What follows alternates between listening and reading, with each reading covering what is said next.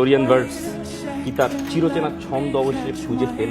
Fake Mazharul তারও প্রথম সিজনের শুরুতে flop of the season tag খেয়ে যাওয়া ফ্লোরিয়ান ভার্টসকে নিয়ে কিছু বলেন। ফ্লোরিয়ান ভার্টসের কালকে ওই ইন্টারভিউটা দেখতেছিলাম। ফ্লোরিয়ান ভার্টস হচ্ছে ওনারা হচ্ছে 10 ভাই বোন, মানে ওনার 4 ভাই 5 বোন। একজনই বোন আছেন জুলিয়ান ভিটস, উনি হচ্ছে ফুটবলার, যার সাথে ওনার একটা ভালো খুব সম্পর্ক, যেহেতু ফুটবলের একসঙ্গে তিনি বুন্দেসলিগায় খেলেন। তিনি যখন ফ্লোরিয়ান ভার্টস যখন বুন্দেসলিগায় খেলতেন আর তখনও তাদের সঙ্গে একটা ভালো বোঝাপড়া ছিল। ফ্লোরিয়ান ভার্টসের ফ্যামিলিও কিন্তু ফুটবলিং ব্যাকগ্রাউন্ডের। ওনার বাবা হচ্ছে একটা ক্লাবের চেয়ারম্যান।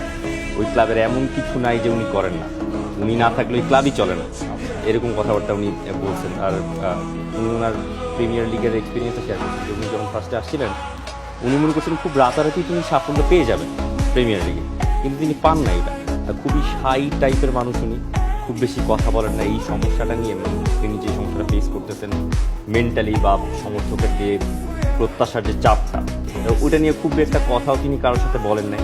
কিন্তু বিশ্বাস করি যে ফুটবলটা তো জার্মানি থেকে ইংল্যান্ডে ডিফারেন্ট, কিন্তু কত ডিফারেন্ট, ফুটবলটা তো এত ডিফারেন্ট না। মানে আমি যে আমার গেমটা খেলি ওই গেমটা তো আমি ভুলে যাব না ইংল্যান্ডে এসে। তো ওই আস্থাটা, ওই প্রসেসটায় তিনি ছিলেন। ধীরে ধীরে আস্তে আস্তে তিনি শাইন করতেছেন। ফ্লোরিয়ান ভার্টস এই মানে প্রিমিয়ার লিগে বা যে কোনো ফুটবলিং ক্লাবে যে একটা সময় টাইম পেলে সেট হবেন, এটা জানা কথা, এটা ধরাই ছিল। মানে এটা সময়ের একটু অপেক্ষা ছিল, উনি কখন ম্যাচটা করতে পারবেন, মানিয়ে নিতে পারবেন। মানে লিটারেলি আপনি যদি হচ্ছে গিয়ে দেখেন, তাও কিন্তু হচ্ছে তার 14টা আপনি গোল এবং অ্যাসিস্ট পাচ্ছেন। 6টা গোল তিনি এখন পর্যন্ত করেছেন, 8টা তার সব কম্পিটিশন মিলিয়ে, 8টা তার অ্যাসিস্ট সেখানে রয়েছে। হ্যাঁ, মাঝখানে আপনার ওই গোল খরাটা এতই লম্বা গেছে, তো তখন হচ্ছে আপনার ওয়ার্স্ট সাইনিং, ফেইল ডিল এরকম আলোচনায় শুরু হয়ে গিয়েছিল, যেই জিনিসটা আপনার আলভারেজ এখন ফেস করছেন। 11 ম্যাচ গোল নাই আলভারেজের। ভিনিসিয়াস জুনিয়র ধরেন লাস্ট গোলটার আগেও ফেস করেছেন, যখন 21 ম্যাচ ভিনিসিয়াস জুনিয়রের কাছ থেকে গোল আসে না, রড্রিগোকে ফেস করতে হয়েছে। বাট এই জিনিসটা হচ্ছে ধরেন ভার্টসের তো মানে অন্যদের সময় যেই জিনিসটা হতো, আলভারেজ আথলেটিকোর হয়ে কি করতে পারেন এটা সবাই দেখেছে, ভিনিসিয়াস রড্রিগো আথলেটিকো রিয়াল মাদ্রিদের হয়ে কি করতে পারেন সেটাও সবার কাছে প্রমাণিত ছিল।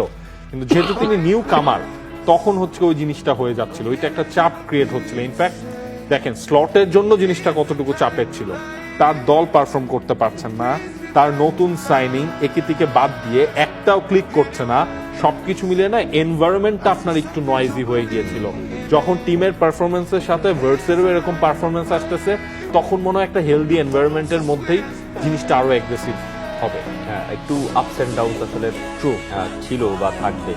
ফ্লোরিয়ান ভার্টস মনে হচ্ছে লিভারপুলের নেক্সট ফেস হবে।